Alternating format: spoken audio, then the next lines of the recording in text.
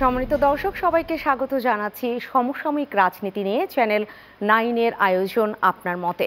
এবং আপনার মত অনুষ্ঠানটির পুরোটা সময় জুড়ে আমি ফেরদৌসী আহমেদ থাকবো আপনাদের সাথে। আপনার মত এমন একটি আলোচনা অনুষ্ঠান যেখানে আমন্ত্রিত অতিথিদের আলোচনার মধ্য দিয়ে আপনার মতই আসলে প্রতিফলিত হয়।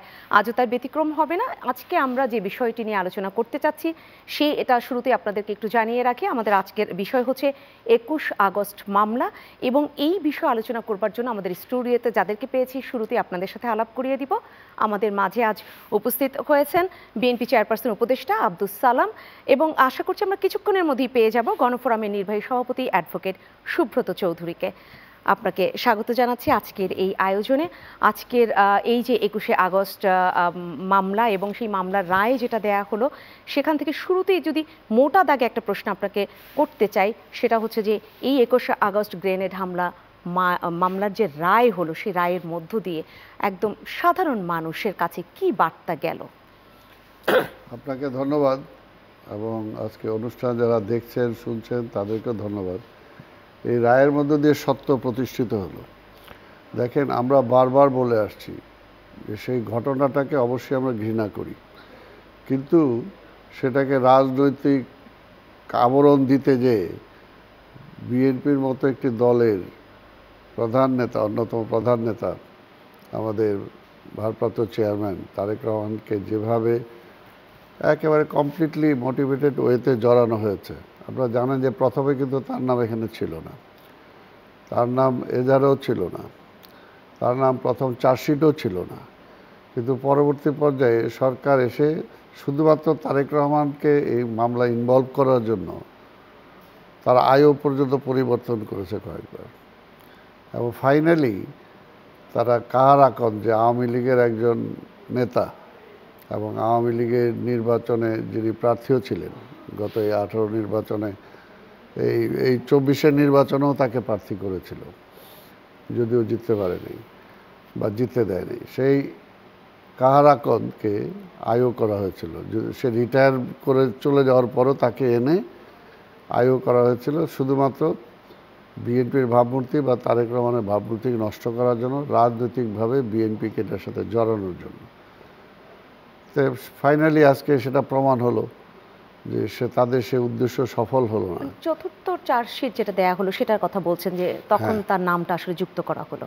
প্রথমে তার নাম ছিল না, এবং চার্জশিটও ছিল, চার্জশিট পাল্টায়, এবং আপনারা জানেন যে অনেকে জোর করে, অনেকে জবানবন্দি নিয়ে, তারপর সেই জবানবন্দি অনেক আবার কোর্টে এসে পাল্টাইছে যে আমার এই জবানবন্দি দেই নেই, কিন্তু তারপরেও আবার সেগুলো অর্থাৎ একটা সরকার চাইলে যা হয়, অর্থাৎ সরকার একটা রাজনীতিকে যদি রাজনৈতিকটাকে মানে রাজনৈতিকভাবে রূপান্তরিত করতে চান, তাহলে সরকার থাকলে পারবে। এবং সেটা তো আওয়ামী লীগ সরকার তো অ্যাবসলিউটলি তাদের বিচার বিভাগ বলি, প্রশাসনিক বিভাগ বলি, পার্লামেন্ট বলি, প্রশাসন বলি, নির্বাচন কমিশন বলি, এমন কোনো বিভাগ ছিল না যেটা তারা তাদের নিয়ন্ত্রণ তারা করে নাই।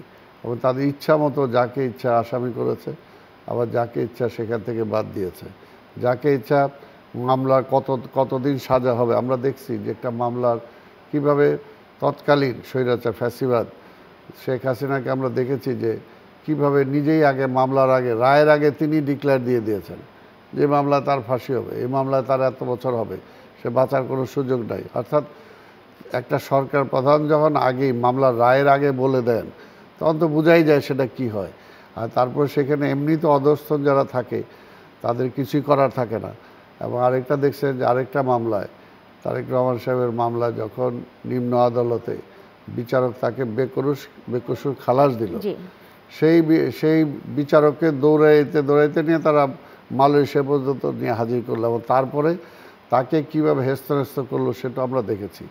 এই জন্য সেই সময় তো কোনো বিচার ছিল না, বিচারের নামে প্রহসন ছিল, কমপ্লিটলি কোর্ট কাচারি সব কিছুকে তারা দলীয় নিয়ন্ত্রণ করে নিয়ে গেছিল। তাহলে আপনি কি বলছেন যে রাষ্ট্রের সর্বোচ্চ নির্বাহী যখন আগেই বলে দেন, রায়ের আগে বলে দেন যে এটাই হবে, সেক্ষেত্রে কি বিচার বিভাগ আসলে আমরা বলতে পারি যে একদম সম্পূর্ণরূপে কুক্ষিগতই হয়ে গিয়েছিল? কুক্ষিগত হয়ে গেছিল। আর তখন তো কারো ইয়েও থাকে না, নিচে যদি একটা বিচার, কারণ এটা তো আপনি কমপ্লিটলি বিচার বিভাগের উপরে আপনি করলেন, প্রভাব বিস্তার করলেন, যেটা আইনত ওই কারণেই কিন্তু শেখ হাসিনার বিচার হওয়া উচিত। যে সে যেভাবে প্রভাবান্বিত করে এবং সে ডিকটেট করে, যেমনি খালেদা জিয়ার বিরুদ্ধে মামলা দেওয়াইছে, রায় দেওয়াইছে, ঠিক তেমনিভাবে তারেক রহমানের বিরুদ্ধে একইভাবে তারা সে একই। তাহলে যেটা এখন বা বিভিন্ন সময়ে বিএনপির পক্ষ থেকে বলা হয়েছে যে এই মামলা হচ্ছে আসলে রাজনৈতিক উদ্দেশ্য প্রণোদিত, শব্দটা তো ব্যবহার করাই হয়েছে, এবং জাতীয়ভাবে বা আন্তর্জাতিকভাবে যে তাকে হেয় প্রতিপন্ন করা বা বাধাগ্রস্ত করা রাজনীতিতে, সেক্ষেত্রে রাজনীতির ক্ষতি কতটা হলো? রাজনীতির ক্ষতি তো হয়েছে, অবশ্যই দেশের ক্ষতি হয়েছে। এবং তারেক রহমান সাহেবের ভাবমূর্তি নষ্ট করার জন্য তারা চিন্তা করে দেয় সারা পৃথিবীতে কোটি কোটি টাকা তারা খরচ করছে, যে তারেক রহমানের বিরুদ্ধে বিপক্ষে কিভাবে অনেক কিছু আনা যায়, তাকে রাজনৈতিক অঙ্গন থেকে মানে দূরে সরানো যায়। কিন্তু ফাইনালি তো লাভবান হয় নাই, কারণ তারেক রহমান আজকে আওয়ামী লীগ যখন ক্ষমতায় জোর করে আসে, তার আগে তারেক রহমান আর বর্তমান তারেক রহমান আপনারা নিজেরাই চিন্তা করে দেখেন যে ওনার লিডারশিপ, ওনার আচরণ, ওনার কথাবার্তা আগে এবং গ্রহণযোগ্যতা আগে 20 বছর আগে কতটুকু ছিল, 15 বছর আগে কতটুকু ছিল, এখন কি কোনো অংশে কি কমছে, বরঞ্চ সেটা বাড়ছে। কারণ মিথ্যা দিয়ে তো একটা সত্যকে ঢাকা যায় না। আর সবচেয়ে বড় কথা হলো যে যেমনি এটা হলো যে একটা আধিপত্যবাদী শক্তি, একটা জাতীয়তাবাদী শক্তির একটা নেতাকে ধ্বংস করার জন্য, যেমনি দলকে ধ্বংস করতে চাইছে বিএনপিকে, ঠিক তেমনিভাবে মনে করেন যে বিএনপির নেতৃত্বে খালেদা জিয়াকে তারা একটা সাজানো মামলায় তারা জেলে দিয়ে তারা মনে করছিল খালেদা জিয়াকে যদি জেলে দিয়ে দেয় তাহলে তারেক রহমান তো দেশের বহু দূরে আছে, কাজে এই দল আর টিকবে না, আর তারেক রহমানও পারবে না। তারা নিজেরাই বলতো তারেক এই সেই, কিন্তু আজকে কি প্রমাণিত হয়েছে যে তারেক রহমান দলের দায়িত্ব নেওয়ার পর থেকে সংগঠনের গতি প্রকৃতি অনেক বাড়ছে, এবং রাজনৈতিকভাবে তারেক রহমান দলের দায়িত্ব নেওয়ার পরে এই পর্যন্ত কোনো ভুল তিনি করেনি রাজনৈতিক সিদ্ধান্তে। অনেকে চেষ্টা করছে অনেকভাবে তাকে এদিক সেদিক নেওয়ার জন্য, কিন্তু বিএনপি একজন মধ্যপন্থী একটি রাজনৈতিক দল, তাই না, না ডান না বাম। অনেক সময় অনেকেই চেষ্টা করছে কিন্তু ওনাকে এদিক সেদিক নিতে, কিন্তু ওনাকে কিন্তু সেটা নিতে পারে নাই। ওনার যে জাতীয়তাবাদী রাজনীতির ধারাকে তিনি কীভাবে সামনে এগিয়ে নিয়ে যাওয়া যায় সেটার জন্য তিনি করেছেন। এবং এবার দেখেন 5ই আগস্টের আজকের অভ্যুত্থানের পরে যখন আওয়ামী লীগ বলছিল যে এই দেশে কয়েক লক্ষ লোক মারা যাবে, কিন্তু তারেক রহমানের নেতৃত্বের কারণে, তার নির্দেশের কারণে সারা বাংলাদেশ কিন্তু ঠান্ডা রয়েছে। কোনো ওই রকম তেমন ঘটনাই ঘটেনি যেগুলো ঘটতে পারত, কারণ গত 15, 16, 17, 18 বছরে বিএনপির এমন কোনো এলাকা বাদ নাই যে কোনো এলাকায় আমাদের নেতা কর্মীরা হ্যারাস্ট হয় নাই, তাদেরকে অ্যারেস্ট করে নাই, তাদের নামে মামলা দেওয়া হয় নাই, তাদের জায়গা জমি দখল করা হয় নাই, ব্যবসা দখল করা হয় নাই, তারা বিভিন্ন নাগরিক সুযোগ সুবিধা থেকে বঞ্চিত হয় নাই। আমি বলতেছি যে হ্যাঁ, এর আগে হয়েছে, কিন্তু হওয়ার পরে তো এটা কর্মীদের বা যারা নিগৃহীত হয়েছে তাদের তো একটা আক্ষেপ থাকারই কথা ছিল আওয়ামী লীগের উপরে, এবং আছেও সেটা, কিন্তু সেটার বহিঃপ্রকাশ কিন্তু ঘটে নাই। যদি বহিঃপ্রকাশ ঘটতো। 5ই আগস্টের আগের কথা যদি আপনার কাছে একটু জানতে চাই, যে 5ই আগস্টের আগে তারেক রহমানের কি ধরনের নির্দেশনা ছিল দলের প্রতি এই আন্দোলনকে বেগবান করবার ক্ষেত্রে? না, সেটা তো আপনারা নিজেরাই দেখছেন, যখন এই আন্দোলন চূড়ান্ত রূপ নেয় তখন এর আগে থেকে আমরা তো গত 18 বছর ধরে এই মাঠে আছি, তাই না, আমরা বিভিন্নভাবে নিগৃহীত। এই 5ই আগস্টের আগে যতগুলো ঘটনা ঘটছে আমি সহ আমাদের সকলের বিরুদ্ধে সেই হত্যা মামলা সহ সকল মামলাগুলো দিছে, কিন্তু তারপরেও যখন চূড়ান্ত পর্যায়ে যখন এই যে ছাত্র সমন্বয়করা যখন গ্রেপ্তার ডিবি অফিসে দেখছেন, যে সেই সময় তারেক রহমান সাহেবের যে ভূমিকা মানে চিন্তাই করা যায় না। সেই সময় তো হোল জাতিকে এসে নামাইছে আন্দোলনের মাঠে, এবং বিএনপিকে তো নামাইছেই, এবং সেই সময় বিভিন্ন প্রতিরোধ গড়ে তোলা এবং সাহস দেওয়া, যেটা এবং প্রত্যেকটা ছাত্র নেতৃত্বকে ইন্ডিভিজুয়ালি তাদের সাথে যোগাযোগ করা, তাদেরকে সাহস দেওয়া, তাদেরকে সহযোগিতা দেওয়া, অর্থাৎ একটা জাতীয় নেতা হিসেবে যে দায়িত্বটা পালন করার সবটুকু দায়িত্ব তারেক রহমান সে সময় পালন করেছেন। এবং আপনারা দেখছেন যে সমন্বয়করা স্বীকারও করেছেন, সমন্বয়ক যারা ছিলেন তাদেরকেও এক ধরনের নির্দেশনা দিয়েছেন এমনটা। হ্যাঁ, অবশ্যই, নির্দেশনা দিয়েছেন, সহযোগিতা করেছেন এবং সাহস দিয়েছেন, পাশাপাশি দলকে তিনি মাঠে নামাইছেন। এবং আমরা তো বারবারই দেখেন 5ই আগস্ট আগে আমরা কি বলছি, 28শে আগস্টে 28শে আমাদের যখন করে দিল, তারপরে তো আন্দোলনের আমরা বলে আসছি যে এই আন্দোলনটা শুধু তারেক রহমান বা বেগম খালেদা জিয়ার না, এই আন্দোলনটা আপনার আমার সবার। আপনি আমি যদি বাঁচতে হয়, দেশকে যদি বাঁচাতে হয়, তাহলে সবাইকে রাজপথে নেমে এসে একটা অভ্যুত্থানের মধ্য দিয়ে এই সরকারকে হটাইতে হবে, এছাড়া সম্ভব না। যেহেতু একটা স্বৈরাচার, সকল শক্তি একেবারে প্রশাসন, পুলিশ, আজকে বিজিবি বলেন, আদার সব কিছু শুধুমাত্র একমাত্র আল্লাহর রশেষ রহমত যে সেনাবাহিনীকে সে নিতে পারে না। জি, আরও অনেক কথা নিঃসন্দেহে আপনাদের কাছ থেকে শুনতে হবে, যেমনটা আমরা আসলে সবসময় বলবার চেষ্টা করি। আপনাদের আলোচনার মধ্য দিয়ে সাধারণ মানুষের মত প্রকাশিত হয়, কিন্তু আমাদের এই মুহূর্তে একটা বিরতি নিতেই হবে। সম্মানিত দর্শক, আপনার মতো অনুষ্ঠানে আমরা ছোট্ট একটা বিরতি নিচ্ছি, ফিরে আসবো কিছুক্ষণের মধ্যেই, সাথে থাকবেন। আবারও স্বাগত জানাচ্ছি আপনার মত অনুষ্ঠানে, এবং আমরা আজকে যে বিষয়ে আলোচনা করছি আবারও সেটা জানিয়ে দিতে চাই, 21 আগস্ট মামলা ও রাজনীতি। এবং ইতিমধ্যেই আমরা আমাদের আরেকজন অতিথিকে পেয়ে গিয়েছি, তিনি হচ্ছেন গণফোরামের নির্বাহী সভাপতি অ্যাডভোকেট সুব্রত চৌধুরী। আপনাকে স্বাগত জানাচ্ছি আজকের এই আয়োজনে। আপনার কাছে একটু জেনে নিতে চাই, কারণ আমরা 21 আগস্ট যে মামলা, সেটার তো মোটা দাগে একটু আলোচনা আমরা করেছি ইতিমধ্যেই, কিন্তু যদি বলি যে প্রেক্ষাপট বদলালে চার্জশিট বদলায়, এটা সারা দিনব্যাপী আলোচনার ছিল। আপনার কাছে কি মনে হয়, বাংলাদেশে কি সেটাই হচ্ছে? আপনার বক্তব্যটা সঠিকভাবে উপস্থাপিত হয়নি।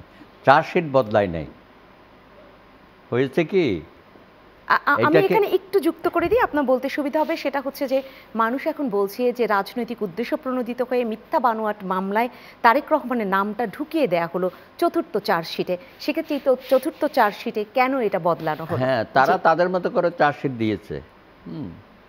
এখন উচ্চ আদালতে, নিম্ন আদালতে এটা আজ্ঞাবহ ছিল, আমরা সবাই জানি। হ্যাঁ, কীভাবে কত দ্রুততম সময়ে এই ধরনের রায়গুলো আসছে। এটাকে আমরা বলি ডিক্টেটেড রায়, নির্দেশিত রায়। এবং বিচারাঙ্গনে এরকম কিছু জজ সাহেবের তৈরি হয়ে গেছে, শুধু নিম্ন আদালতে না, উচ্চ আদালতও। গত 15 বছর ধরে তো আমরা ভুগছি, পুরো জাতিই ভুগছে।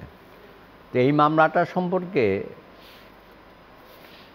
হাইকোর্ট ডিভিশনে আজকে রায়, তো ওনার তো অসাধারণ কতগুলো ফাইন্ডিং দিয়েছে।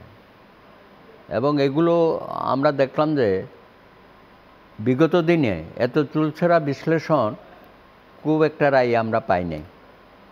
এই যে একের পর এক ইনভেস্টিগেশন, রিইনভেস্টিগেশন, ফার্দার ইনভেস্টিগেশন, কেন? তাহলে আপনার ইনভেস্টিগেশন টিমটা কি এত দুর্বল, না আপনার কথা মতো, আপনার পছন্দ মতো হচ্ছে না বলে সেটাকে বারবার ইনভেস্টিগেট করতে হবে?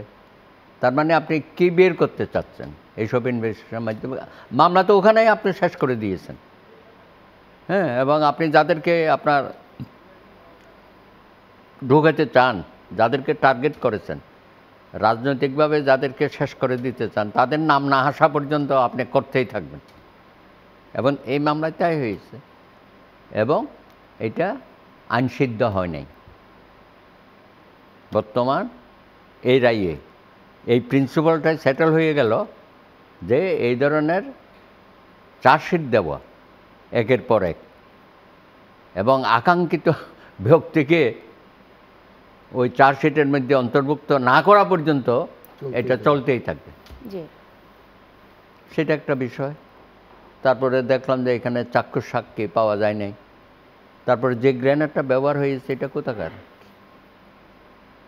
একবার শুনলাম জেলখানা থেকে আসছে, আরেকবার শুনলাম এখান থেকে আসছে। সুতরাং এই গ্রেনেডের কোনো উৎস এবং এই ধরনের গ্রেনেড কোথায় কীভাবে আসলো সেটাও কোনো পাওয়া যাচ্ছে না। তার মানে অনেকগুলো বিষয় এখানে ব্যাক থেকে গেছে।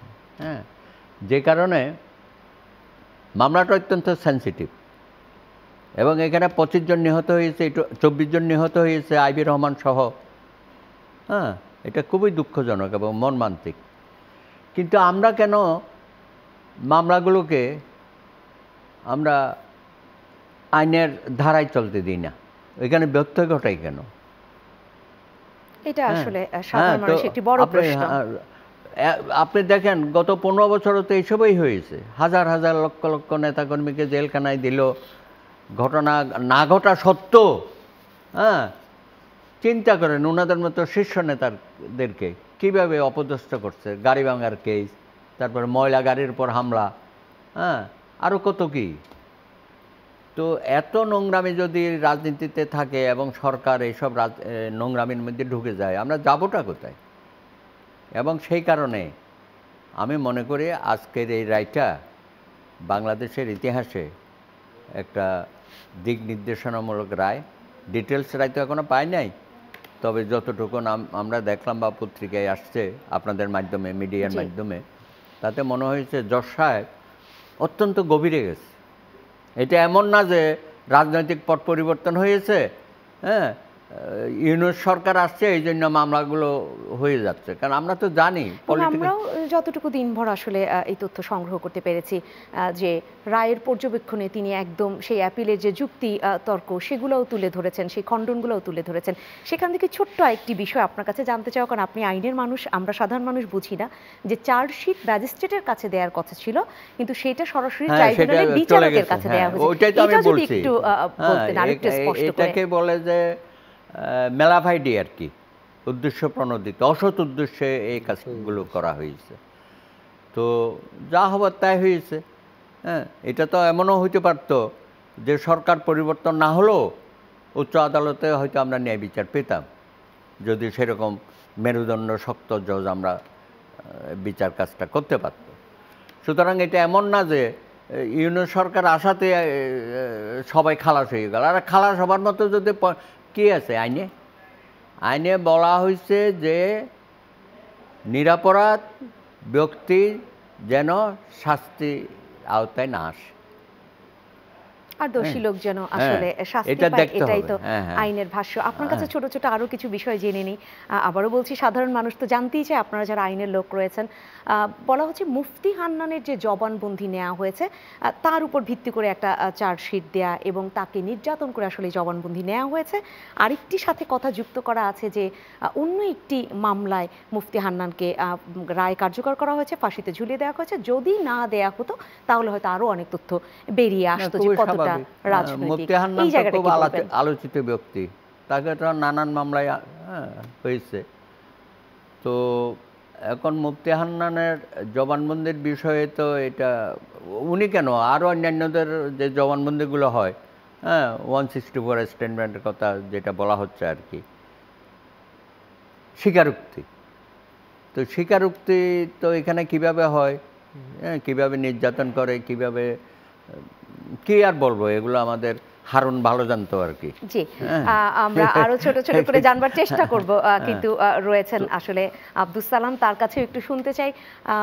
যুক্তরাজ্য রয়েছেন এই মুহূর্তে একদম বিএনপির মহাসচিব মির্জা ফখরুল ইসলাম আলমগীর, এবং তিনি ওখান থেকে যে বিবৃতি পাঠিয়েছেন, আমি ভুল করলে আপনি নিঃসন্দেহে সেরে দিবেন, যে স্বস্তি মিলেছে আসলে এই রায়ের মধ্য দিয়ে। কতটা স্বস্তি মিলল? আমি তো এটা আপনার প্রথমেই বললাম যে সত্যের জয় হয়েছে রায়ের মধ্য দিয়ে। ওইটা তো সত্যি কথা, যে কথাগুলো আমরা বারবার বলে আসছিলাম। এবং দেখেন আমাদের নেতা তারেক রহমান সাহেবও কিন্তু বারবার, কখনো কিন্তু একবারও এই রায়ের ব্যাপারে কখনো এমন হন নেই যে না এটা কি দিয়ে দিল, কারণ উনি জানে যে সত্য না এটা। কারণ এটা স্বাভাবিকভাবে যেটা আপনি যেটা বললেন যে মুফতি হান্নানকে তাকে মেরে পিটে তাকে তার একটা জবানবন্দি নিল। আবার সেই মুফতি হান্নান কিন্তু ম্যাজিস্ট্রেটের সামনে যায় সেগুলোকে ডিনাই করলো যে না আমাকে এগুলো জোর করে দেওয়া হয়েছে, আসলে উনি ছিলেন না এটাতে জড়িত। এবং তারপরে তার আরেকটা, এই মামলা শেষ হওয়ার আগে আরেকটা মামলায় তাকে ফাঁসি দিয়ে দিল। তার মানে তড়িঘড়ি ব্যাপার ছিল। এটা তো এত তড়িঘড়ি করা তো দরকার ছিল না। তড়িঘড়ি করা তো হয়েছে ওই কারণেই যাতে সে এটা আবার ওই কোর্টে ওইভাবে যাতে না আসে। তাকে ওই মুফতি হান্নানের ওইটাকেই তারা এস্টাবলিশ করতে চাইছে যে উনি সাক্ষী দিয়ে গেছেন। আসলে যেটা বানানো, ওইটা যে প্রমাণ করার জন্য মুফতি হান্নান যে আরেকটা সে বয়ান দিছে, ওইটাকে তারা খেয়ে ফেলছে। অর্থাৎ টোটাল বিচার ব্যবস্থাটাকে ধ্বংস করে দিয়েছিলেন। আবার এটা তো কোনোভাবেই হয় না। শোনেন, একটা ইসে যখন বলেন, আপনারা দেখছেন বিভিন্ন এগুলো মিডিয়াতে, এত কিছুর পরেও অনেক সময় মিডিয়াতে চলে আসছে, এই তারেককে বলো আমি দেখে নেব, তারেকের মাকে আমি দেখে নেব, এগুলো বলছে না উনি? একটা ফ্যাসিস্ট, মানে একটা ফ্যাসিবাদ। অর্থাৎ কিভাবে সে মামলা হয়েছে আরও হবে, এবং সে কিভাবে বলছে যে আমি ওই দিনই ঠিক করছি যেদিন মানে বেগম খালেদা জিয়ার মানে আমাকে এই ঢুকতে দেয়নি, ওই দিন আমি ঠিক করছি তাকে এই বাড়ি থেকে বের করবই। তার মানে একটা সরকার প্রধান, সরকার প্রাইম মিনিস্টার সিটে থাকার পরে যখন তার এই জিঘাংসা এবং ওই জিজ্ঞাসাটা সে কার্যকর করার জন্য সে ব্যবহার করে, অর্থাৎ এটা যে এই যে ফ্যাসিবাদের এইটাই তো চরিত্র। তো এই কথাগুলো তো আমরা বারবার বলে আসছি, এবং এটা আজকে ফাইনালি সেটা প্রমাণ হলো আজকে হাইকোর্টের রায়ের মধ্যে দিয়ে। দেখুন আমরা কিন্তু বারবার বলছি যে আমাদের নেতাকে আমরা তাড়াতাড়ি ফিরে পেতে চাই। আমিও বলছি বহুবার যে আজকে দেশের যে রাজনৈতিক অবস্থা, আমি এখনও মনে করি তার আরও যে সমস্ত মামলা আছে ডিলে করার কোনো দরকার নাই। আজকে দেশের মধ্যে অনেক ষড়যন্ত্র চলতেছে, আজকে চক্রান্ত চলতেছে, আজকে কোথায় আজকে এই রায়ের মধ্যে দিয়ে আবার হয়তো এখন একটু সিনে আবার হাসিনা আসলো, কিন্তু কয়েকদিন দেখছি আমরা ষড়যন্ত্র করে। এর আগেও দাদা ভালো বলতে পারবেন যে আজকে আমাদের হিন্দু কমিউনিটির লোকজনকে দিয়ে বহুবার এই ফ্যাসিবাদ পতনের পরে 1, 2, 3, 4, 5 বহুবার তারা প্লট সাজাইছে, বহু রকম। এখন আবার আরেকটা শুরু করছে তারা, ওই যে দিয়ে কি একটা নাম দাদা, নেতাকে যে ধরা হয়েছে এটা দিয়ে তারা, তাই না, ইসকন, এই যে এটা দিয়ে, অর্থাৎ এটাকে দিয়ে হাসিনা, তারপরে দুর্নীতি, তারপরে আদার্স, এগুলোকে করে আরেকটা প্লট সামনে নিয়ে আসা, অর্থাৎ হাসিনাকে বাঁচানো। এই জন্য আমরা এই সরকারকে বলবো, আমরা যে বিভিন্ন কারণে বলি তারা ভুল বুঝে আমাদেরকে, যে আমরা বুঝি ক্ষমতার জন্য পাগল হয়ে গেছি, না সেটা না। আমরা দেশটার জন্য, দেশের ষড়যন্ত্র থেকে দেশকে বাঁচানোর জন্য আমরা বলতেছি এই কথাগুলো, যে যত দ্রুত তাড়াতাড়ি গণতন্ত্রটা ফিরে আসবে, মানুষের ম্যান্ডেট নিয়ে সরকার ক্ষমতায় যেতে পারবে, তত তাড়াতাড়ি কিন্তু এই ফ্যাসিস্টের পেছনে যে মামলাগুলো এবং আদার যেগুলো আছে এগুলো কিন্তু অতি দ্রুত ওনারা শেষ করতে পারবে না। আর যতটুকু পারে করুক, বাকিগুলো সে রেখে অন্তত একটা লিগে একটা সেক্ষেত্রে কি আপনি মনে করছেন কিনা যে খুব তাড়াতাড়ি তারেক রহমানের দেশে ফেরা উচিত? আমি তো মনে করি যে আগামীকালকে ফেরা উচিত, কারণ তারেক রহমান, কারণ এটা হয়েছে কি একটা আপনাকে পলিটিক্যাল ওয়ার, আপনাকে যত কিছুই বলেন না কেন, এখানে একটা আধিপত্যবাদী শক্তি দীর্ঘদিন ক্ষমতাটা দখল করেছিল। আধিপত্যবাদী শক্তির পক্ষের ক্রীড়নক কিছু লোককে শেখ হাসিনাকে কেন্দ্র করে তারা বসায় রাখছিল, এটাকে একটা মার্কেট হিসেবে ব্যবহার করা, এই দেশে অর্থনীতিকে শেষ করে দেয়া, এই দেশে মিল ইন্ডাস্ট্রিকে শেষ করে দেয়া, এই দেশের শিক্ষা সংস্কৃতি সব কিছুকে শেষ করে দেয়া অলরেডি দিছে। আজকে দেখেন কোথায় আজকে আমরা আছি, আমাদের সব কিছু ধ্বংস করে দিচ্ছে। কাজে এই যুদ্ধটাকে জয়লাভ করতে হলে এটাকে পলিটিক্যালি আপনাকে জয়লাভ করতে হবে। একটি সম্পূরক প্রশ্ন আমি মনে করছি যে আমার মতো করে হয়তো আমার সম্মানিত দর্শকদের মনে উকি দিচ্ছে, সেটা হচ্ছে যে মির্জা ফখরুল ইসলাম আলমগীর গিয়েছেন যুক্তরাজ্যে এবং সেখানে তারেক রহমানের সাথে বৈঠক হবে এমনটাই আমরা জানতে পেরেছি। সেক্ষেত্রে কি এরকম কোনো সম্ভাবনা, মানে খুব দ্রুততম সময়ের মধ্যে তিনি চলে আসবেন, এই বার্তা আমরা পেতে পারি? না, দ্রুত সময় এটা তো ডিপেন্ড করে, এখন মনে করেন যেহেতু ওনার আরও কিছু মামলা আছে। কারণ আজকে ধরেন, আজকে আমি একটা সত্য কথাটা বলি, ধরেন যদি তারেক রহমান সাহেব 5 তারিখে বা 6 তারিখ বা এখনও যদি আসতো, এই মামলাগুলো উইথড্র হওয়ার আগে যদি উনি আসতো, সরকার কি করতো? সরকার একটা বিব্রত অবস্থায় পড়ে যেত। কারণ যে মানে তারেক রহমান তার মাহমুদুর রহমান না, যে আপনি ইচ্ছা করলে তারা জেলে পাঠিয়ে দিয়ে আবার সেটাকেই করতে হয়। কারণ তখন হয়তো কি বিএনপির সাথে সরকারের অবস্থানটা কী হতো? সাংঘর্ষিক অগ্রসর হতো। আমরা তো এই জন্য এই সরকারটা যেহেতু আমাদের, আমরা তো চাই না এই সরকারকে বিব্রত করতে। এই জন্য আমি অন্তত একটা রাজনৈতিক কর্মী হিসাবে এখনও মনে করি যে বাকি যেগুলো আছে সবই তো সাজানো মামলা। কাজে আল্লাহর রাস্তায় তারেক রহমানকে তাড়াতাড়ি ফিরে আনার ব্যবস্থা করে, যদি রাজনৈতিকভাবে আজকের এই যে পতিত ফ্যাসিবাদকে মোকাবেলা করতে হয়, আধিপত্যবাদী শক্তিকে মোকাবেলা করতে হয়, তাহলে এই আন্দোলনের নেতা তারেক রহমান। সেক্ষেত্রে আমরা নিঃসন্দেহে, যেহেতু আজকের বিষয়ে 21 আগস্ট মামলা এবং রাজনীতিও জুড়ে দেওয়া আছে, বিষয়ের সাথে আমরা রাজনীতি নিয়ে আলাপটা করব, কিন্তু তার আগে অ্যাডভোকেট সুব্রত চৌধুরী, আপনার কাছে একটু জানতে চাচ্ছি, যারা ইতিমধ্যেই কারাভোগ করে ফেলেছেন তারা আসলে কি ধরনের পদক্ষেপ নিতে পারেন? কারণ 17 বছর তারা ইতিমধ্যেই সাজা ভোগ করেছেন, কিন্তু এখন দেখা গেল তাদেরকে বেকসুর খালাস দেওয়া হয়েছে। না, অনেকে তো কারাভোগ করে বের হয়েছে। জি, হ্যাঁ, এখন মাঝপথে যাদের ক্ষতিপূরণের ব্যাপারে কি সিদ্ধান্ত হতে পারে বা তারা নিতে পারেন? হতে পারে, এটা তো কোনো সরকারের হাতেই তো এটা ক্ষমতা আছে, আইনগতভাবে ক্ষমতা আছে। হ্যাঁ, যদি দেখা যাচ্ছে যে অন্যায় অবিচার করা হয়েছে, সঠিক বিচারটা পায় নাই, হ্যাঁ, সুতরাং তাদের ব্যাপারে সরকার চেষ্টা করতেছে। আমরা তো দেখতেছি যে সারা দেশে শত শত মামলায় মুক্ত হয়ে আসতেছে, এবং যারা বাইরে আছে বেল নিয়ে আছে তাদের মামলাগুলো এক এক করে যাচ্ছে। দুদকের কতগুলো মামলা ছিল, হয়রানিমূলক মামলা, রাজনৈতিক সিদ্ধান্তে মামলা, সেই মামলাগুলো আস্তে আস্তে কোর্টের মাধ্যমে, প্রক্রিয়ার মাধ্যমে, আপনারা তো দেখেছেন যে শীর্ষ নেতারা কীভাবে কোর্টে কোর্টে ঘুরেছে। আলতাফ হোসেন উনি বলছে 365 দিনের মধ্যে আমাকে 340 দিনে কোর্টে কোর্টে থাকতে হয়েছে। কি দুঃখজনক। এবং সেটা তো 1 বছর না, এটা বছরের পর বছর এভাবে চলেছে, মানে হাজিরা দিতে হয়েছে। এইসব সিনিয়র নেতাদের কান্না, তাদের চোখের পানি তো আমরা দেখেছি, কি কষ্ট। পরিবারের সাথে কোনো সম্পর্ক নাই, সব দূরে বেড়াচ্ছে। তো এখন কথা হচ্ছে, এখন একটা আইনের শাসন আমরা চাই, বিচার বিভাগের সাথে। আমরা এমন না যে ইউনূস বা পরবর্তী যারা রাজনৈতিক সরকার আসবে তারা এগুলোকে আবার দলীয়করণ করবে, এটা আমরা তো চাই না। আমাদের 15 বছরের যে আন্দোলন এবং সর্বশেষ যুবক তরুণদের যে আত্মত্যাগ, সেটার মধ্য দিয়েই আমরা আইনের শাসন প্রতিষ্ঠা করতে চাই, মানবাধিকার, মৌলিক অধিকার এবং জনগণের সাংবিধানিক অধিকার, এগুলো সুপ্রতিষ্ঠিত হবে। সেই বিচারিক অধিকার পাইয়ে দিতে তো বিচার ব্যবস্থা সবসময় স্বাধীনভাবে কাজ করবে, স্বাধীনভাবে কাজ করার জন্য পদক্ষেপ গ্রহণ করা হয়েছে।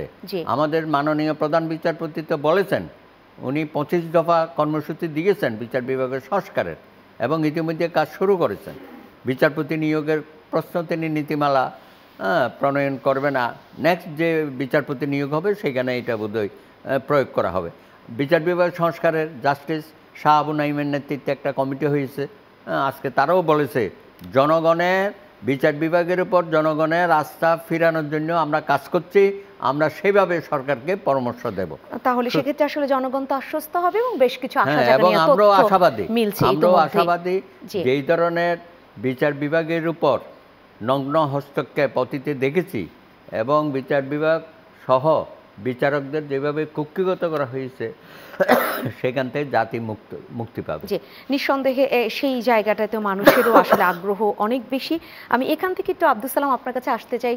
এখন অনেক সংস্কারের কথা বলা হচ্ছে, কিন্তু বিএনপি 31 দফা দিয়েছিল, তার মধ্যে বেশ কিছু এই যে সংস্কারগুলো, এগুলোই আসলে ঘুরে ফিরে থাকছে। তাহলে কি বিএনপি সে 31 দফাই প্রতিফলিত হচ্ছে? না, আসলে বিএনপি যে দফাগুলো দিচ্ছে সেটা তার বিএনপির স্বার্থে দেয় নাই, জাতির স্বার্থে, দেশের স্বার্থে। যে মনে করে যে আজকে বিএনপি, আমরা সবাই মনে করি বা অনেকে ভয়ও পায় যে আবার ইলেকশন দিলেই বিএনপি ক্ষমতায় চলে আসবে, সেই অবস্থায়ও কিন্তু বিএনপি বলছে যে পরপর 2 বারের বেশি প্রধানমন্ত্রী একজন হতে পারবে না। বিএনপি যদি হাসিনা হইতো তাহলে তো এটা বলতো না, তাই না? তাহলে কারণ বিএনপির তো ওটা স্বাভাবিক, বিএনপি এই অবস্থায় দাঁড়ায় কেন ওইটা বলে। বিএনপি তো বলছে যে প্রত্যেকটা জাতীয় নির্বাচন কেয়ারটেকার সরকারের অধীনে হইতে হবে, তাই তো এটা বিএনপি বলতো না যে আমি বিএনপি ক্ষমতায় যাব, আমার এতদিন ক্ষমতায় যাইতে দেয় নাই, তাহলে আমি আবার কেন ছাইরা নির্বাচন করবো, আমি থাইকাই নির্বাচন করব। বিএনপি তো ওইটা না গেলেও পারতো। অর্থাৎ এগুলো একটা ন্যাশনাল কনসাস, যে বিএনপি যে দফাগুলো দিছে এটা আমরা মনে করি এটা জাতীয় ঐক্যমত। এমনও কিন্তু যে বিএনপি যে 31 দফা দিচ্ছে এটা কিন্তু শুধু বিএনপির না, এটা দাদাদেরও পার্টিসিপেশন আছে। অর্থাৎ বিরোধী দল, ম্যাক্সিমাম বিরোধী দল কিন্তু মোটামুটি এইগুলো নিয়ে আলোচনা করে তারপরে এই 31 দফাটা আসছে। কাজে এটা একটা জাতীয় ঐক্যমতের একটা ভিত্তি, জাতীয় ঐক্যমতের একটা ভিত্তি হতো। আমরা তো বলছি এই সরকারকে যে আমরা তো বলছি আপনি এর চেয়ে বাইরে কিছু থাকলে বলেন, নাহলে এটা নিয়ে আপনি কাজ করেন।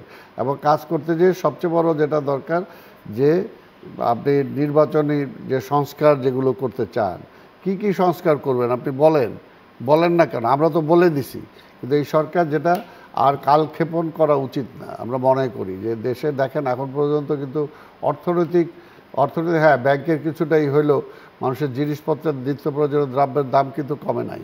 কেন কমে নাই? এখনও কি সিন্ডিকেট আছে আজকে? এখনও তাহলে কেন একটা বাঁধাকপি গ্রামে ওই মাঠে যদি 5 টাকা পাওয়া যায়, এটা এখন ঢাকা শহরে কেন এখনো 50 টাকা বা 60 টাকা 70 টাকা বিক্রি হচ্ছে? তো সেক্ষেত্রে আব্দুল সালাম আরেকটি বিষয় একটু জানতে চাই আপনার কাছে, ছোট্ট করেই জানবো। সেটা হচ্ছে যে পরস্পর বিরোধী একটি আলোচনা ঘুরে বেড়াচ্ছে। একটা হচ্ছে যে নির্বাচনের আগেই সংস্কার করে নিতে হবে, আর একটি বলা হচ্ছে যে না, নির্বাচন হয়ে গিয়ে সংস্কার করতে হবে। দুটা আসলে কিভাবে এক জায়গায় আনা সম্ভব? না, দুইটা এক জায়গায় আনা সম্ভব। আমরা কিন্তু দুইটাতে কোনোটাই অ্যাবসলিউট না। অর্থাৎ সংস্কারটা কিন্তু চলমান। আপনি মনে করেন যে কালকে এই টেবিলটা বানাইছেন, আপনি রুম যদি চেঞ্জ হয়, দেখা গেলো এই টেবিলটাও হয়তো চেঞ্জ করতে হবে, তাই না? সবসময় তো একরকম থাকবে না। আপনি একসময় হেয়ার কাট একরকম করতেন, এখন নট নেসেসারি ওইটাই করবেন, চেঞ্জ হইতেই পারে। পরম বলে কিছু নাই, আপেক্ষিক ব্যাপার, তাই না? এটার জন্য কাজে সংস্কার যত এগুলো বাড়বে, যতই আজকে মনে করেন বিজ্ঞানের যুগ চলে আসছে, বিজ্ঞানের কারণে কি এখন অনেক পরিবর্তন হয়েছে না? আগে তো ভোট আমরা শুধুমাত্র দেখে দিতাম, এখন অনেক জায়গায় ইভিএম সরকার নিয়ে আসার চেষ্টা করছে না?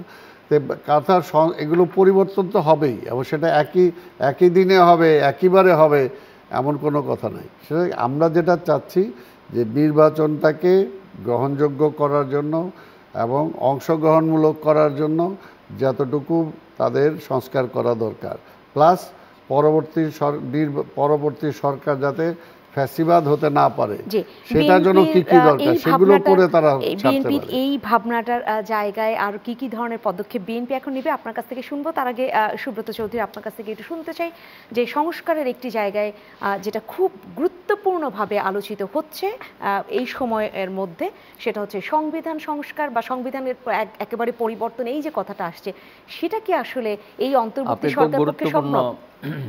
আলোচনার মধ্যে আমাদেরকে নিয়ে যাচ্ছেন। কেউ কেউ বলছে সংবিধান ফেলে দেওয়া হবে, সংবিধান পুনর্লিখন হবে। এটা কি মামার বাড়ির আবদার নাকি? সংবিধান মেম্বার অফ কনস্টিটিউয়েন্ট অ্যাসেম্বলি, যেটাকে বলা হয় গণপরিষদ, তাদের একমাত্র এখতিয়ার সংবিধান পরিবর্তন, নতুন সংবিধান লেখা ইত্যাদি বিষয়ে, অথবা গণভোট। তা আপনাকে কি ম্যান্ডেট দিয়েছে এই সরকারকে যে আপনি গণভোটে? সংবিধানের একেবারে যদি বলি যে আন্ডারে তারা শপথ নিয়ে তারা আসলে করতে পারেন কিনা। আর সংবিধান সংস্কার তো আমরাও চাই, কোথায় কোথায় সংস্কার চাই, বিএনপিও বলেছে, আমরাও বলেছি সংস্কার চাই। আমরা সেখানেও বলেছি যে আপনি আগে যে বক্তৃতা দিচ্ছেন 5ই আগস্টের পরে আসা হঠাৎ করে আমেরিকার থেকে, আশা করি সেই বক্তব্য এখন তো শুনছেন না, নরম হয়ে আসছে। এটাই স্বাভাবিক, আমরা এটাই চাচ্ছি। আর আপনি 10টা কমিশন করে রেখেছেন, কমিশনের অগ্রগতি কি? কেউ তো কোনো কথাবার্তা বলে না। মধ্যে মধ্যে নির্বাচন সংস্কার কমিশন কথা বলে, কোথায় গেল আপনার প্রশাসন সংস্কার, আইনশৃঙ্খলা বাহিনী, পুলিশ বাহিনীর সংস্কার, গণমাধ্যম সংস্কার? এত সংস্কার আপনি করছেন, এত বিশেষজ্ঞ আপনি পেয়ে গেলেন, তো রাষ্ট্র পরিচালনায় বিশেষজ্ঞ পাবেন না? দুর্বল নেতৃত্ব দিয়ে তো কাজ হবে না। আপনার সঠিক জায়গায় সঠিক লোককে বসান। সংস্কার বেশি করলে এটা কুসংস্কার হবে, বুঝছেন না? 111-এর সংস্কার আমরা দেখেছি, তারপর তো 111 সরকার তো পালিয়ে গেছে না? তো আমরা কি চাই বিশ্বনন্দিত প্রফেসর ইউনূস পালিয়ে যাক? এটা তো আমরা কখনোই চাইব না। আমরা 71 সনে জনগণের সাথে প্রতারণা করেছি। মহান মুক্তিযুদ্ধের আদর্শ, মূল্যবোধ, চেতনা, এগুলি তো ব্যবসা করেছে, তখনও করেছে, এখনও করেছে। তো তখনই আমরা মানুষের স্বপ্ন তো পূরণ করতে পারিনি, এবং স্বপ্ন পথে হাঁটতেও পারিনি। তারপরে 90-এর গণ অভ্যুত্থানে ছাত্ররা আবার রক্ত দিল, আবার একটা পরিবর্তনের হাওয়া আসলো। তখনও তো আমরা আশাবাদী ছিলাম যে হয়তো আমরা করতে পারবো, আমরা পারিনি। এখন যদি 2024-এ এসেও আমরা ব্যর্থ হই, তাহলে এই জাতির ভবিষ্যৎ কি? 53 বছর বড় প্রশ্ন চলে আসবে যে আমরা পারবোটা কবে আসলে। সেটা তো বটে, আপনি তো আমার সাথে একমত হয়ে গেলেন। তাইলে এখন এটা ব্যর্থ হতে দেওয়া যাবে না। সুতরাং আপনি কাজগুলো গুটিয়ে আনেন। আপনি যেভাবে কাজের বিস্তৃতি ঘটিয়েছেন, আপনি তো গুটানোর সময়ও পাবেন না। যেগুলো ইমার্জেন্সি, আপনি শহীদদের তালিকা এখনো করতে পারেন না কেন? আমরা বলছি যে 1000 বা 2000, তাদের তালিকা হয় নাই। তাদের পরিবারগুলো চিহ্নিত করেন, তাদের পরিবারের পুনর্বাসন করার কথা। হ্যাঁ, টাকা পয়সার যেটা বিলি বন্টন হচ্ছিল সেটাও থেমে থেমে, এটা তো হয় না। তারপরে 20,000-এর মতো অধিক লোক আহত হয়েছে, কারো পা নাই, কারো হাত নাই, কারো চোখ নাই, কারো মাথার খুলি নাই, কত অবিচার, অন্যায় এগুলো হয়েছে। সেক্ষেত্রে আসলে তো সেই জায়গাটা আমাদের ভাবতে হবে। প্রায় 400 লোকের চোখ নষ্ট হয়ে গেছে। তাদের সুচিকিৎসার ব্যাপারে কোনো শক্ত পদক্ষেপ আমরা দেখছি না। কালকে আপনি শহীদ মিনারে আহত তরুণ সমাজদের নিয়ে শো করেছেন, এটা শোয়ের জায়গা নাকি? আবারও ফিরবো, কিন্তু আমাকে বিরতি নিতেই হচ্ছে। বিরতি নিয়ে বরং এই আলোচনায় যাই। সম্মানিত দর্শক, আপনার মতো আয়োজনে আরও একটি বিরতি নিতে হচ্ছে। আমরা বিরতি নিয়ে শীঘ্রই ফিরবো, নিঃসন্দেহের সাথে থাকবেন। আবারও স্বাগত জানাচ্ছি আপনার মত অনুষ্ঠানে, এবং আজকে আমরা যে বিষয়ে কথা বলছি 21 আগস্ট মামলা এবং রাজনীতি। আমি আব্দুস সালাম আপনার কাছে ফিরবো। এ পর্যায়ে আপনি তখন এর আগের আলোচনায় বলছিলেন যে অংশগ্রহণমূলক নির্বাচনের কথা। এই ব্যাপারে আসলে কি ধরনের কাজ হচ্ছে? অন্তর্বর্তী সরকারের সাথে কোনো ধরনের আলাপচারিতা বা কিভাবে এগোনো যায়, কোনো আপনাদের ভাবনা রয়েছে কিনা? আমরা তো দলের পক্ষ থেকে আমরা বলছি যে আমরা এই কথাটা, যে দেখেন বারবার একটা অনেকে ভুল বোঝানোর চেষ্টা করে যে আমরা সংস্কার চাই না, আমরা খালি নির্বাচন চাই। সেটা না, যেটা দাদাও যেটা বললেন যে আমরা সংস্কারের কথা তো আগেই বলছি, এবং যে আমরা যেগুলো বলছি এর বাইরে এখনও কিন্তু গভর্নমেন্ট কিছু বলতে পারে নাই, বাস্তবে কাগজপত্রে কিছু বলতে পারে নাই।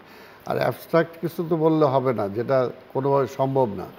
যতটুকু সম্ভব তাদের সেটাই। আরেকটা খালি সংবিধান শোনেন, সংবিধানে কি এই বর্তমান যে সংবিধান আছে সেই সংবিধানে কি আছে দিনের ভোট রাত্রে হবে? বর্তমানে এই সংবিধানে কি আছে যে সব কিছু প্রতিষ্ঠান দলীয়করণ করতে হবে? সংবিধানে কি আছে কোনো মানে আমি অন্যায়ভাবে হত্যা করলাম তার কোনো বিচার হবে না? সংবিধানে কি এইটা আছে যে আমার বিডিআরকে আমি ধ্বংস করে দিলাম? সংবিধানে কি এইটা আছে শাপলা চত্বরে আমি মৌলবীদেরকে খতম করে দিলাম? এটা তো নাই। অর্থাৎ সংবিধান তো যেটা আছে এটাই তো মানা হয় নাই। আমরা যেটা বলছি, লাস্ট গভর্নমেন্ট তো সংবিধানকেই মানে নাই, সংবিধানকে না মেনে সংবিধানের বহির্ভূত কাজ করছে, এবং কিছু কিছু কাজ তারা মানে জোর জবরদস্তি মানে সংবিধানের তারা ঢুকানোর চেষ্টা করছে। সেগুলো বাদ দেন যে আগে কেয়ারটেকার সরকার যেটা প্রথা ছিল সেটা ফিরে আনেন, এটা আমরাও বলছি। আজকে যেটা ওই মেমোরেন্ডামের কথা ছিল সেটা নাই, সেটা তারা বাতিল করছে, সেটা ফিরে আনেন। অর্থাৎ যে জিনিসগুলো যেগুলো খারাপ করছে এর চেয়ে ভালো যদি কিছু থাকে করেন না কেন, আমাদের তো কোনো আপত্তি নাই। কিন্তু বলতেছি যা করার করেন, কিন্তু নির্বাচনটা কবে করবেন এটা বলেন, যে এটা 3 মাস পরে না 6 মাস পরে নাকি এখানে 10 বছর পরে বলেন, বলতে অসুবিধা কি? তারপরে কারণ এই যে দেখেন একটা ষড়যন্ত্র হচ্ছে, যখনই নির্বাচনের একটা রোড ম্যাপ আপনি দিবেন তখন হোল জাতিটা কিন্তু তখন নির্বাচনমুখী হয়ে যাবে। তখন কিন্তু মানুষ আবার যেমনি যে আন্দোলনের মধ্যে দিয়ে শেখ হাসিনার পতন হয়েছে, তখন মানুষ কিন্তু নির্বাচনের মাঠে চলে আসবে। তখন কিন্তু এই ষড়যন্ত্রগুলো টিকবে না। নতুন নির্বাচন কমিশন যে গঠন করা হলো, সেখান থেকে কি মনে হয় যে এটার ব্যাপারে খুব এখন সামনের দিকে খুব তড়িঘড়ি করে এগোনো হচ্ছে, বা বৈঠক রয়েছে নির্বাচন কমিশনের আগামীকালই? না, এগুলো বৈঠক করা উচিত এবং প্রতিনিয়ত, আমি তো মনে করি যে প্রতিনিয়ত প্রয়োজনে সপ্তাহে সপ্তাহে রাজনৈতিক নেতাদের সাথে আজকে এই উপদেষ্টা কমিটি বসুক। কারণ শুধুমাত্র এই কয়টা উপদেষ্টা দিয়ে তো আপনি রাষ্ট্র চালাতে পারবেন না, এবং সেটার জন্য পরামর্শ অবশ্যই রাজনীতিবিদদের নেওয়া দরকার আছে।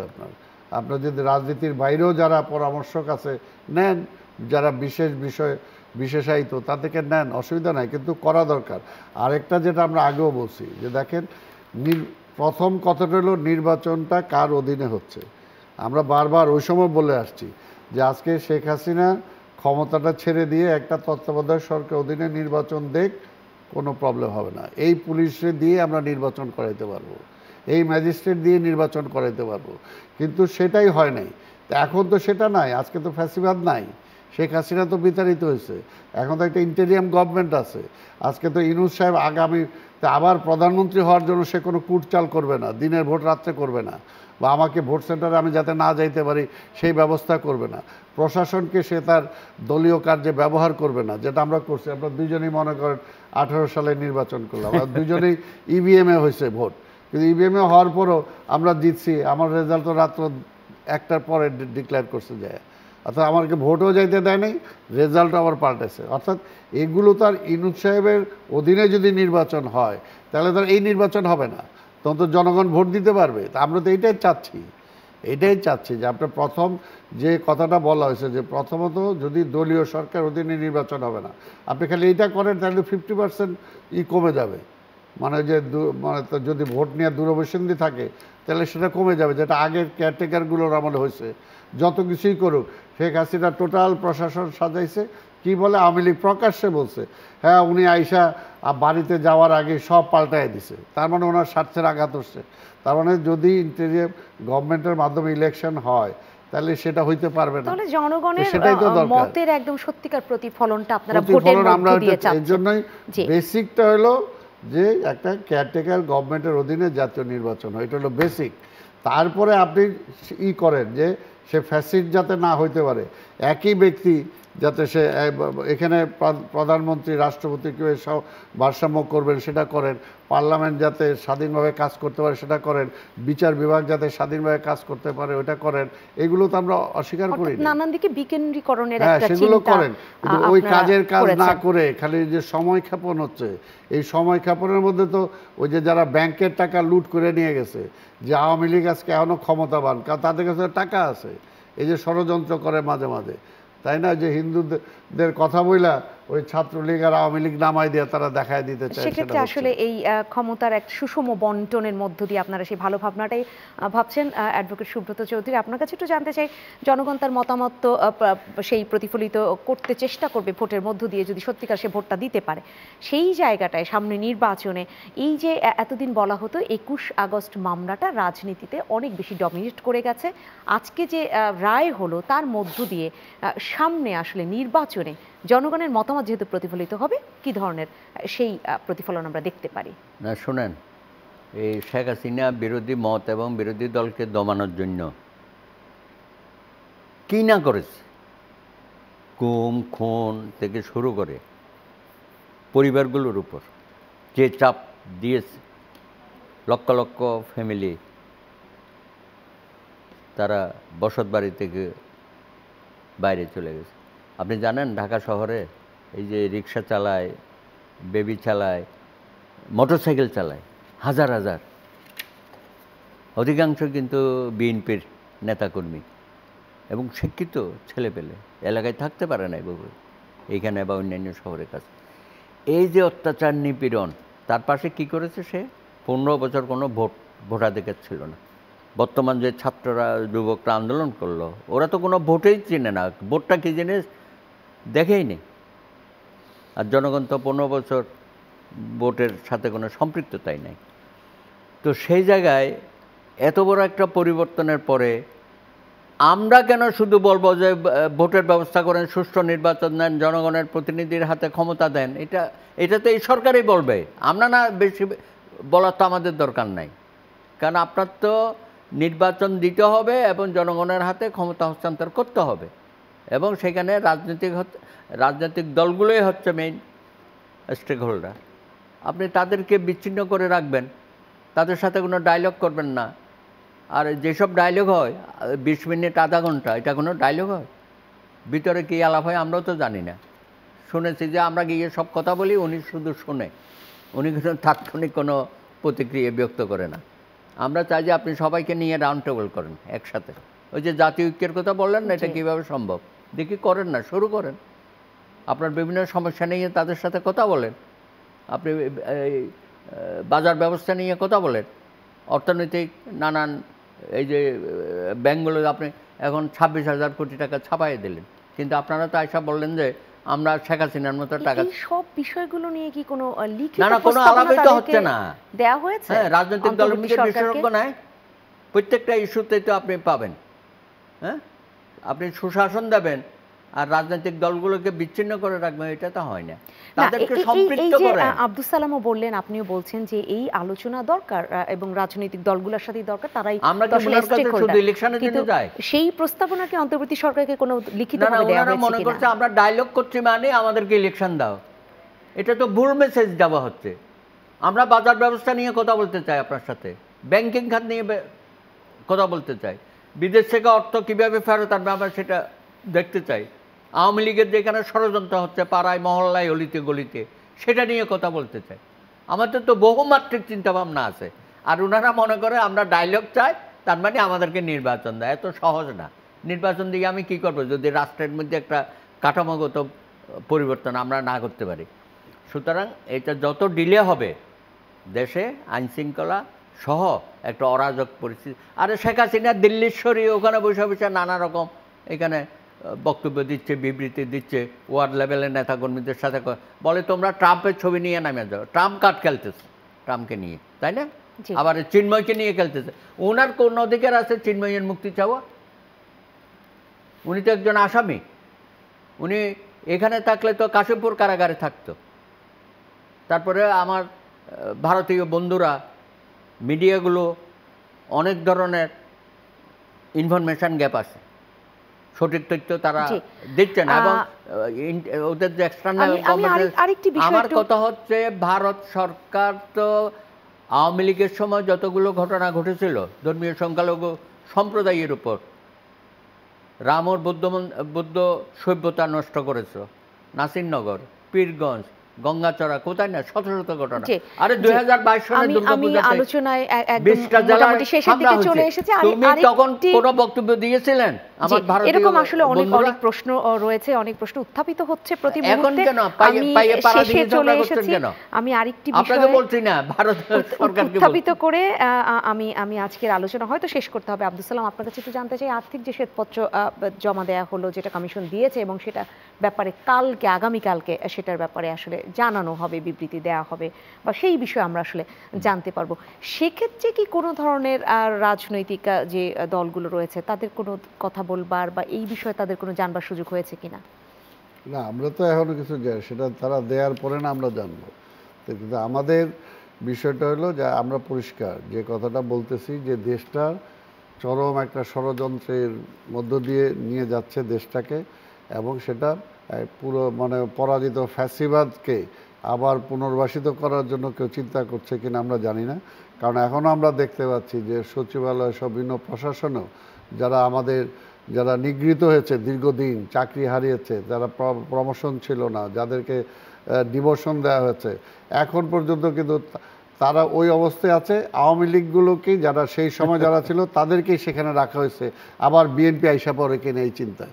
তো এইগুলো তো এখনও যারা নিগৃহীত করছে, কাজে এই সরকারকে বোঝা উচিত এরা কিন্তু সেই ফ্যাসিবাদের বিরুদ্ধে, ফ্যাসিবাদকে তাড়ায় তাদেরকে ক্ষমতা আনা হয়েছে। কাজে ফ্যাসিবাদের পক্ষের শক্তিকে লালন পালন করলে কিন্তু ওনারা সফল হতে পারবে না। ওনাদেরকে সফল হইতে হলে কিন্তু আমরা যারা আন্দোলনের মাঠে ছিলাম, আমরা যারা এই সরকারকে এনেছি, আমাদের উপরই তাদেরকে নির্ভর করতে হবে। সেই ফ্যাসিবাদের ওনাদের কাঁধে হাত দিয়া এরা কখনো সফলতা আনতে পারবে না, বরঞ্চ সেটা দেশের জন্য ক্ষতি হবে। আমরা তো এখনও কিছু বলতেই আছি না, আমাদের তারেক রহমান মানা করে। আজকে মনে করেন যে 1 মাসের যে আজকে কান্না, সেই কান্নাই আমরা সহ্য করতে পারতেছি না। আর 15 বছর, 17-18 বছর ধরে আমাদের যে কর্মীরা, উনি তো শুধু একটা বললেন যে অনেক শিক্ষিত ছেলেরা আজকে আমাদের ঢাকা শহরে এসে রিক্সা চালাচ্ছে, কত মা বাবার মুখ খালি করছে। আমাদের ইলিয়াস আলীকে এখনও আমরা সন্ধান পাই নাই, চৌধুরী আলমকে পাই নাই, এরকম শত শত তো যারা গুম হয়েছে তাদের কোনো হদিসই নাই। তো এরকম কতজন যে পঙ্গু হয়ে আছে, আমরা তো এখনও সেগুলো বলিই নাই। আমাদের কতজনের যে চোখ চলে গেছে, আমরা তো যে মাথায় এখনো তো গুলি বয়ে নিয়ে আমরা বেড়াচ্ছি, তাই না? আজকে হাতুড়ি দিয়ে যেভাবে আমাদেরকে নেতা কর্মীদেরকে পিটায় পঙ্গু করে দেওয়া হয়েছে, আমরা তো সেই তালিকা এখনো সামনে আনছি না। এই জন্য বলতেছি না যে তাহলে অন্যরা অন্য কিছু মনে করবে। আমরা চাচ্ছি দেশটা যে গণতন্ত্র চলে গেছিল, মানুষের ভোটের অধিকার চলে গেছিল, মৌলিক অধিকার চলে গেছিল, দেশটাকে অর্থনৈতিকভাবে বিকলাঙ্গ করে দিছিল, ওই অবস্থা থেকে দেশটাকে আমরা ফিরিয়ে আনতে চাই। এবং সেই দায়িত্ব এই সরকারকে পালন করতে হবে। যদি এই সরকারও মনে করতে হবে জবাবদিহিতার ঊর্ধ্বে কিন্তু কেউ নাই, সেই জায়গাটায় তাদেরকে সেই দায়িত্ব নিয়ে কাজ করতে হবে, এবং সেই ব্যাপারটাই আসলে সবচেয়ে বেশি প্রত্যাশিত। আজকে আয়োজন এখানেই শেষ করতেছি। অসংখ্য ধন্যবাদ জানাচ্ছি আব্দুল সালাম আপনাকে, এবং সেই সাথে ধন্যবাদ জানাচ্ছি অ্যাডভোকেট সুব্রত চৌধুরী আপনাকে। সম্মানিত দর্শক, আপনারা যারা আমাদের সাথে এতক্ষণ ছিলেন, আপনাদেরকে অসংখ্য ধন্যবাদ। আজকের আয়োজন এখানেই শেষ করছি, কিন্তু আপনার মত, যেটা বলছিলাম, আপনাদেরই মত প্রতিফলিত হয় আমাদের এই আলোচনার মধ্য দিয়ে।